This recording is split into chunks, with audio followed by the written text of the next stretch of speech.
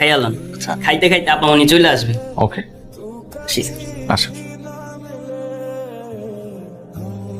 আকবর, জি আপা। চার সালে বিস্কিট দাও না কেন? শুরুতেই গলদ। প্রথম দিন এসে আমার বই নষ্ট করে ফেলেন, এখন কি পড়বো? Sorry, extremely sorry. সরি বললেই সবকিছু সলভ হয়ে যায়, এত ইজি। আচ্ছা আমি পরিষ্কার করে দিই। পরিষ্কার করা তো আপনার কাজ না। আকবর, জি আপা। যা পড়ান। এখন কি করব? পড়াবেন? হ্যাঁ ঠিক আছে। স্যার, আজকে আমার পড়ার মুড নাই, আপনি চলে যান।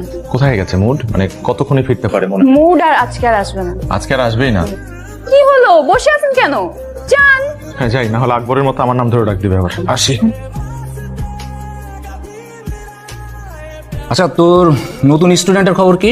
ভালো না, মনে হয় না স্টুডেন্টের বেশি দিন পড়াইতে পারবো। কেন? 2 দিন হয়ে গেছে, এখনো বই খুলতে পারি নাই।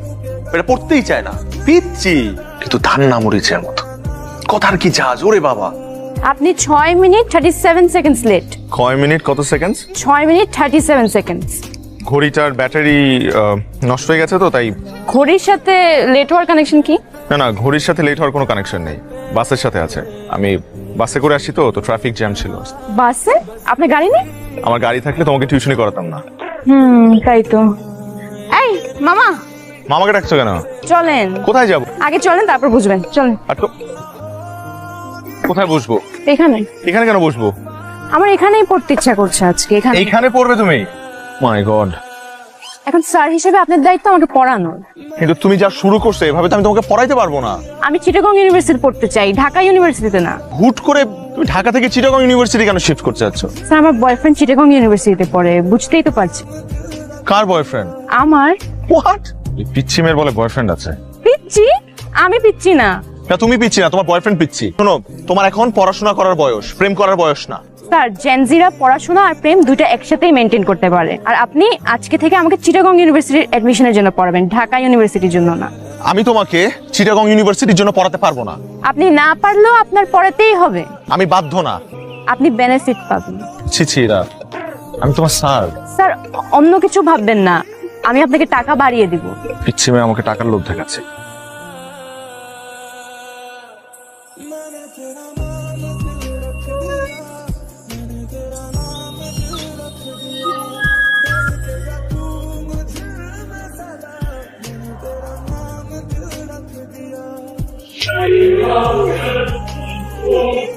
আগে দেখেন কোন একটা ভুল হচ্ছে। আর বল, কত বড় সাহস! পার্কে গিয়ে আমার মেয়েকে প্রেম নিবেদন করছে, কত বড় সাহস! এই তুমি কি, তুমি এই বাড়িতে টিউশনি করো, তুমি চাকরি করো আমাদের, তার মানে তুমি এই বাড়ির চাকর? তোমার মালিকের মেয়ের দিকে তাকাইছো, তোমার তো চোখ তুলে ফেলা উচিত। এই পুলিশে ফোন করো, পুলিশে ফোন করে ওকে ধরে দাও। ও আজকে আমার মেয়ের সাথে এরকম করছে, কালকে আরেকটা বাড়িতে গিয়ে করবে। ও যেন কোনো বাড়িতে টিউশনি করতে না পারে তার ব্যবস্থা করো। তুমি তো একদম ছোট লোকের বাচ্চা কোথাকার। প্লিজ আন্টি, আপনি আমার মা বাবাকে নিয়ে কিছু বলবেন না। খুব লাগতেছে না? এই, এই, তোমার কি ধান্দা ছিল যে এই ফ্যামিলিতে ঢুকে নিজের স্ট্যাটাসটাকে একটু আপ করবা? ছি, ছি। ছি ছি, যাও বেরো, যাও গেট ক্লাস। আবার বসে আছে ছোট লোক কোথাকার। স্যার, জেনজিরা পড়াশোনা আর প্রেম দুইটা একসাথেই মেনটেন করতে পারে।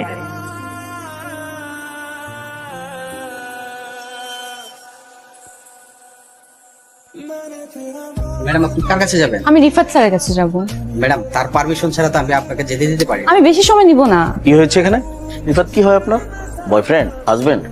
জি জি, হাজবেন্ড। তো আপনি রিফাতের ওয়াইফ, আপনি নিচে দাঁড়িয়ে আছেন কেন? আপনি উপরে যাবেন, আসেন। না না, আজকে না হয় না, আজ আপনি যদি ওকে একটু কষ্ট করে নিচে পাঠাতেন আমার জন্য খুবই ভালো হতো। ও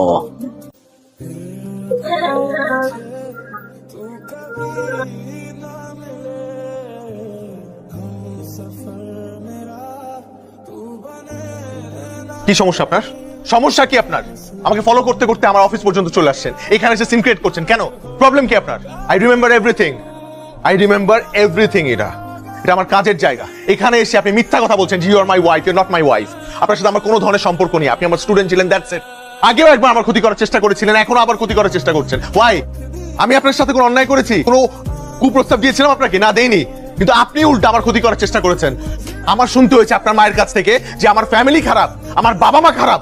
সেদিন আমি কিচ্ছু বলি না, শুধুমাত্র আপনার দিকে তাকিয়ে, কারণ আমার মনে হচ্ছে আপনি ছোট মানুষ, আপনি হয়তো বা না বুঝে এই কাজটা করে ফেলেছেন। But not anymore. আমি এটা ছেড়ে আসছি, এখন আমি একটা নতুন লাইফ লিড করছি। প্লিজ এখানে আমাকে ডিস্টার্ব করবেন না। আমি কখনো আপনার সাথে আর দেখা করতে চাই না, কথা বলতে চাই না। প্লিজ দয়া করে আপনার এই চেহারাটা আমাকে কখনো আর দেখাবেন না, মনে থাকে যেন আপনার। কখনো আমি আর কখনো আপনার এই চেহারা দেখতে চাই না। তুই আর রিফাত নাকি পার্কে গেছিলি? কে বললো বাবা? আমাদের ড্রাইভার রফিক। কেন গেছিলি বল? এই যে চুপ করে আছে, কি গেছিলি কেন বল না? স্যার আমাকে পার্কে নিয়ে গিয়ে প্রপোজ করেছিল। আসসালামু আলাইকুম স্যার। ওয়ালাইকুম সালাম। স্যার একটা মিনিট দাঁড়ান স্যার, আপনার একটা পার্সেল আছে। স্যার কে দিল এটা? স্যার আপনার ওয়াইফ রেখে গেছে। আমার ওয়াইফ? জি স্যার।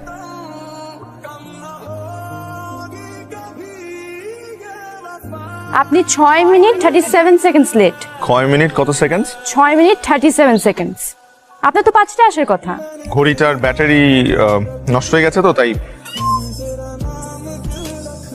স্যার, নিজের স্বার্থে আপনাকে মিথ্যা অপবাদ দেওয়ার জন্য আমি ভীষণভাবে অনুতপ্ত।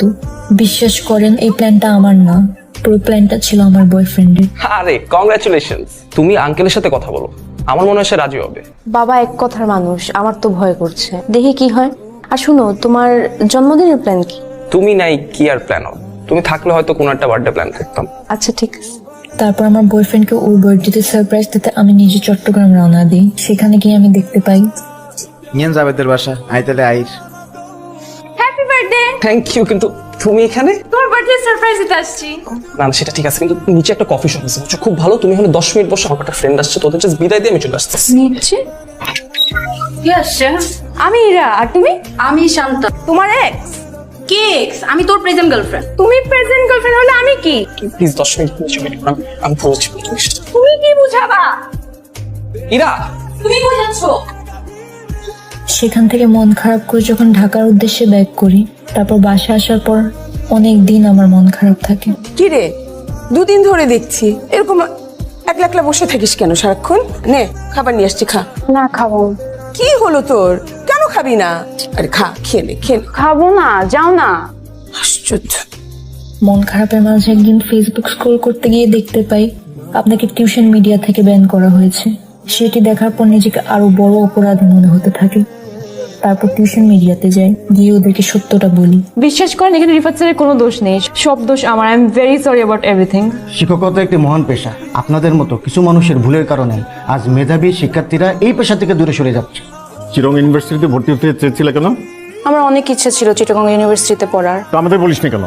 আমি অনেকবার ট্রাই করেছি বলার, কিন্তু তোমরা তো কখনো বুঝোনি। তাই বলে ইফাতের নামে একটা মিথ্যা অপবাদ দিয়ে ওকে ছোট করবা? তুমি জানো রিফাতকে যে এজেন্সি থেকে আমরা হায়ার করছিলাম তারা ফোন করে আমাকে অপমান করছে, বারবার জানতে যাচ্ছে রিজনটা।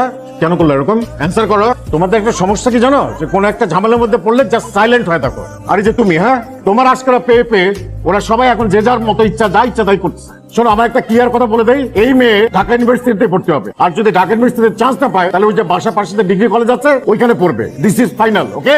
বাবার কথা অনুযায়ী ঢাকা ইউনিভার্সিটির এডমিশন টেস্টের জন্য পড়াশোনা স্টার্ট করি। পড়াশোনার ফাঁকে ফাঁকে আপনাকে ফোনে ট্রাই করি। এর একটা কথা মনে রাখবে, পড়ালেখা মানে জীবনের জন্য প্রস্তুতি গ্রহণ করা নয়। এমন ভাবে পড়ো যেন পড়ালেখাই তোমার জীবন হয়ে ওঠে। আপনার দেওয়া উপদেশটা মেনে আমি ঢাকা ইউনিভার্সিটিতে চান্স পেয়েছি। বিশ্বাস করেন স্যার, সেদিন হঠাৎ করে বাসের জানালায় আপনাকে দেখি। এরপর থেকে ফলো করা শুরু করি। আপনাকে বিরক্ত করার কোনো ইচ্ছেই ছিল না আমার। আমি শুধু আপনার কাছে ক্ষমা চাইতে চেয়েছি। এই জন্য কয়েকদিন ধরে আপনাকে বিরক্ত করেছি।